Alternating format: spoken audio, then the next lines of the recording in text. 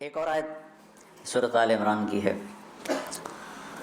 یہ سارے دین کی روح ہے اور یہ دین کا مرکزی نقطہ ہے. مرکزی نقطہ جیسے گاڑی ہوتی ہے نا، اس کا بیلنس کیا جاتا ہے تو پھر وہ صحیح چلتی ہے.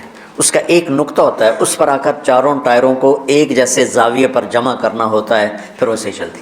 اگر وہ بیلنس آؤٹ ہو جائے تو سوزوکی ہو یا لینڈ کروزر ہو، وہ سیدھی نہیں چلے گی. کبھی یوں ہو جائے گی، کبھی یوں ہو جائے گی، کبھی یوں. وہ خود بھی تھکے گی اور مسافر کو بھی تھکائے گی. تو ہر چیز کا سینٹر پوائنٹ جب صحیح ہوتا ہے تو چیز صحیح چلتی ہے. اسلام کا جو مرکزی نقطہ اور پوائنٹ ہے وہ نرمی ہے، شدت نہیں. وہ نرمی ہے. وہ عبادات اور باقی ساری چیزیں اپنی اپنی جگہ پر، لیکن ان سب کو جوڑنے والی جو چیز ہے وہ نرمی ہے. یہ میں نے کہاں سے لیا؟ میں ایک دفعہ جا رہا تھا پاناما، تو سورہ کہف کو دیکھ کے پڑھ رہا تھا. ویسے مجھے یاد ہے میں دیکھ کے پڑھ رہا تھا. تو جب میں وَلْيَتَلَطَّفْ پر پہنچا تو حاشیے میں لکھا تھا نصف القرآن. تو میں ایسے تھوڑی دیر سوچ میں پڑا کہ یہ اللہ تو قادر ہے، یہاں کوئی لفظ لا سکتے تھے اللہ تعالیٰ، یہ کیوں لائے وَلْيَتَلَطَّفْ؟ حد سے زیادہ نرمی کا معاملہ کرنا. وہ جو روٹی لینے میں گیا ترکی میں، ترسوس ایک جگہ ہے جہاں اردن والے بھی دعویٰ کرتے ہیں کہ یہاں سے اصحاب کہف، میں نے وہ بھی دیکھا ہے، اور ترکی والے بھی کہتے ہیں میں نے وہ بھی دیکھا ہے. تو ترکی والا قرآن کی تعبیر سے زیادہ جوڑ کھاتا ہے، اردن والا جوڑ نہیں کھاتا ہے. تو اس کا وَلْيَتَلَطَّفْ، اے بھائی کوئی بھاؤ تاؤ کے چکر میں نہ پڑنا، بڑی نرمی سے پیار محبت سے روٹی لے کے آجا، بھوک لگی. اور صیغہ مبالغے کا ہے، تلطف، تفاعل، مبالغہ اور تکلف.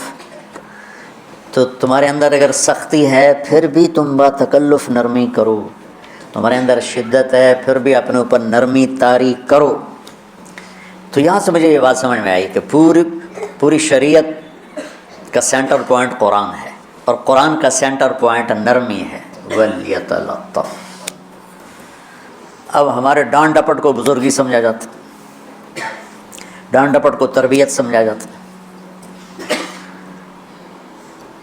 استاد شاگرد کو ڈانٹ رہے ہیں، پیر مریدوں کو ڈانٹ رہے ہیں، امیر مامور کو ڈانٹ رہے ہیں، والدین اولاد کو ڈانٹ رہے ہیں. اور میرا اللہ کہہ رہا ہے نرمی.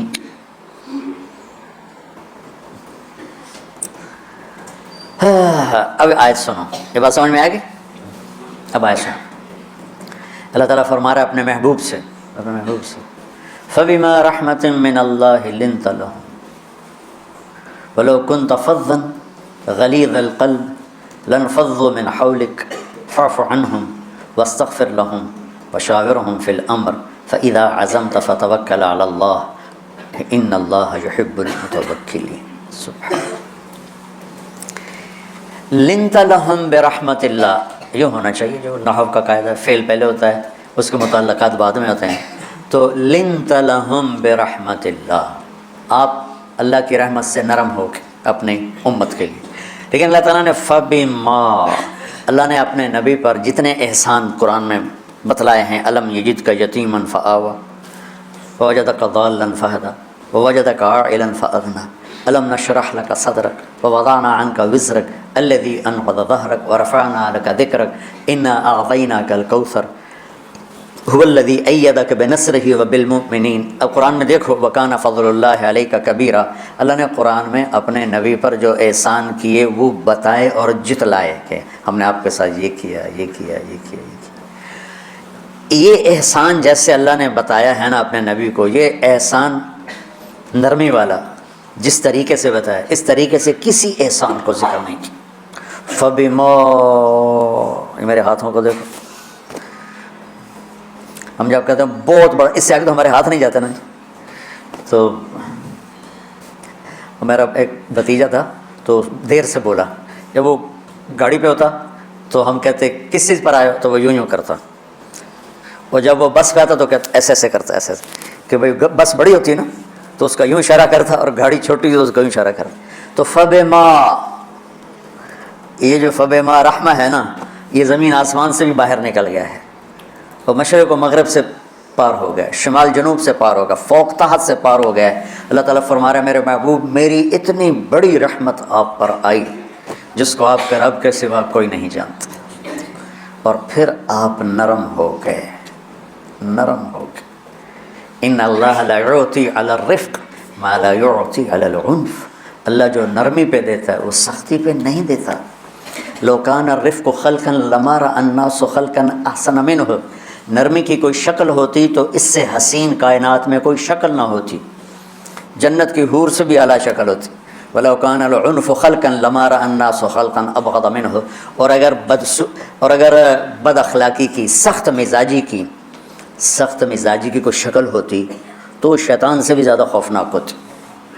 امام اسماعیل رحمۃ اللہ علیہ بڑے علامہ گزرے ہیں اور قرآن کی بڑی خدمت کی ہے لغت کے لحاظ سے، تھے انتہائی بصورت، کوڑا سیاہ اور حبشی ٹائپ۔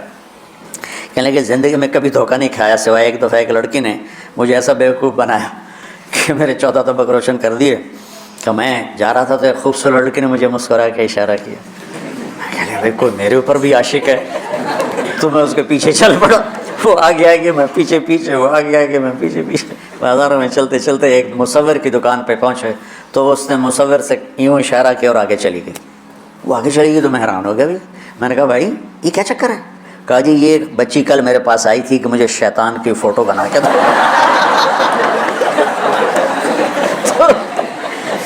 تو میں نے اسے کہا بیٹی میں نے تو شیطان دیکھا نہیں، تو مجھے دکھا تو میں اس کا فوٹو بناؤں، تو آج تو میں لے کر کہہ رہی تھی یہ ہوتا ہے، ایسا ہوتا ہے۔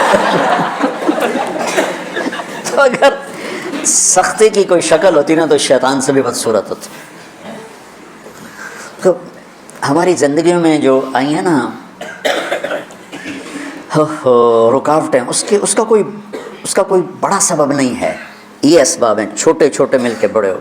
زبان کی شدت، بول کی شدت، نظر کی شدت، تانے تشنی، مار پٹائی، اس نے ہمارے رشتوں کو تار تار کر دیا ہے۔ اور میں قربان جو میرا اللہ تعالیٰ کہہ رہا ہے لو كنت فظا غلیظ القلب، اگر آپ کی زبان میں شدت ہوتی، آپ کے مزاج میں شدت ہوتی، لانفضوا من حولک، انفضوا کا مطلب بتایا تھا نا کل پرسوں، بھگدڑ مچ جانا، پیچھے مڑ کے نہ دیکھنا۔ معلم محمد مصطفیٰ جیسے ہوں صلی اللہ علیہ وسلم، اور طلبہ اصحاب رسول جیسے ہوں۔ محمد الرسول اللہ، سورہ فتح اللہ نے یوں ایک آیت محمد الرسول اللہ والذین معہ، یہاں محمد اللہ کے رسول ہیں، یہ دعویٰ ہے کہ یہ میرے رسول ہیں۔ تو پوچھنے والا پوچھتا ہے کہ اس کی دلیل کیا ہے؟ تو اللہ کہتا ہے اس کے ساتھیوں کو دیکھ لو، ایسے ساتھی صرف نبی کے ہوتے ہیں اور کسی کے نہیں ہوتے۔ والذین معہ، معیت بہت بڑا شرف ہے۔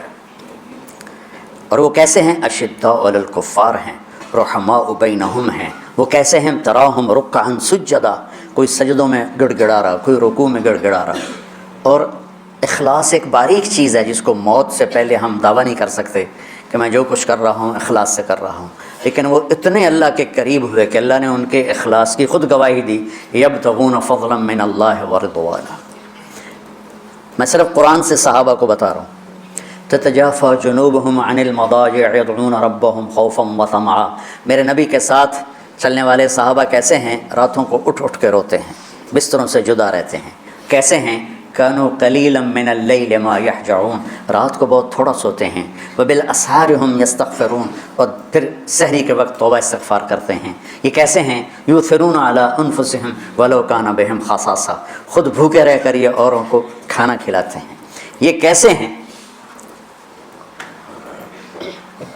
لقد رضي الله عن المؤمنين اذ يبايعونك تحت الشجرة فعلم ما في قلوبهم۔ یہ کیسے ہیں؟ یہ قرآن صرف بتا رہا ہے کہ صحابہ، آخری بات درجہ بندی کی، لا یستوی منکم من انفق من قبل الفتح وقاتل۔ میرے محبوب آپ کے صحابہ کے دو ہیں جماعتیں، ایک وہ ہیں جو فتح مکہ سے پہلے ایمان لائے، اور ایک وہ ہیں جو فتح مکہ اور اس سے آخر تک ایمان لائے۔ یہ جو بعد والے ہیں نا، یہ پہلے والوں کے برابر نہیں ہو سکتے، اللہ نے فرق مراتب رکھا ہے۔ لیکن ایک وعدہ میرا آپ کے ساتھ ہے، کہ وہ کیا ہے؟ کلن وعد اللہ الحسنى، میرا وعدہ ہے آپ کے ہر صحابی کو جنت دوں گا، ہر صحابی کو جنت دوں گا۔ اور یہ پہلی جماعت ہے جن پر جن کی حمایت میں قرآن اترتا تھا. اور ایک عجیب ہے، ایک لفظ قرآن کا، ایک لفظ، ایک آیت اتری، لا يستوي القاعدون من المؤمنین والمجاہدون فی سبیل اللہ. یہ آیت ایسے اتری جس میں نے پڑھا ہے کہ اللہ کے راستے میں جہاد کرنے والے اور گھر بیٹھنے والے برابر نہیں ہو سکتے. ٹھیک. عبداللہ بن ام مکتوم نابینا صحابی ہیں. انہوں نے جب آیت سنی کہا یا اللہ یہ کیا کیا، وہ میں انا محتاج، میں کتوں جا کے جہاد کرنا ہے، میرے لیے تو گنجائش دے. سبحان اللہ، یہ کیسے لوگ تھے. جبریل دوڑے آئے اور وہی کیا لائے، ایک لفظ، صرف ایک لفظ کہ یا رسول اللہ فرما رہے ہیں کہ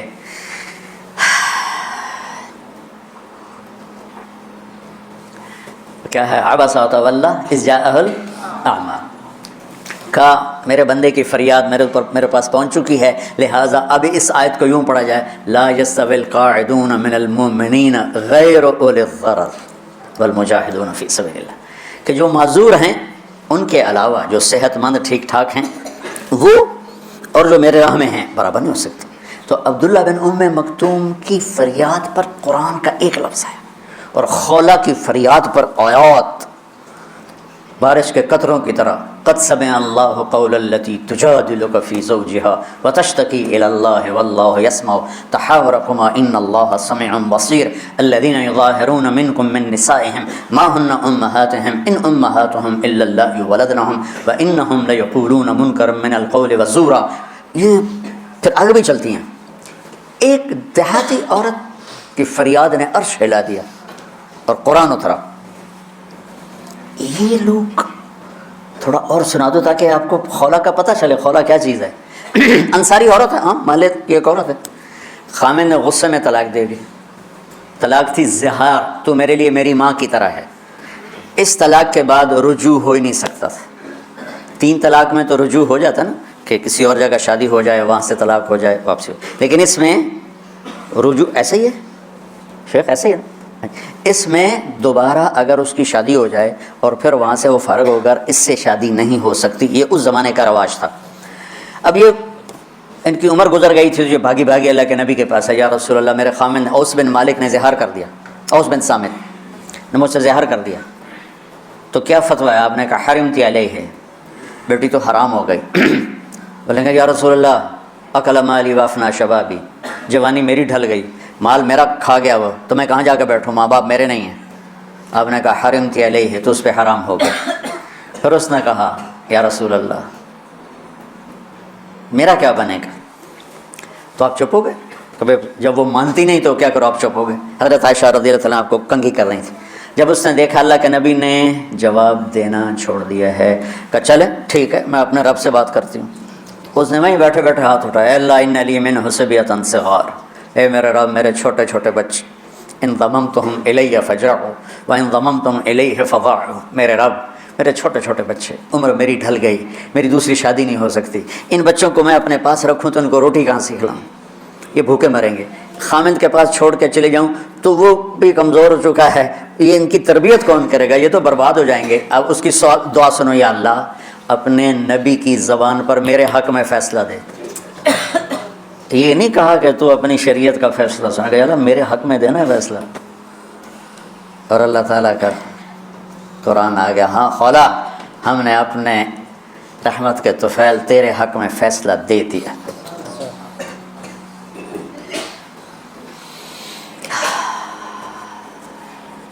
اتنے بڑے مقام کے لوگ، لفظ کیا آ رہا ہے، لن فضوا من حولی، یہ آپ کو چھوڑ کے بھاگ جاتے.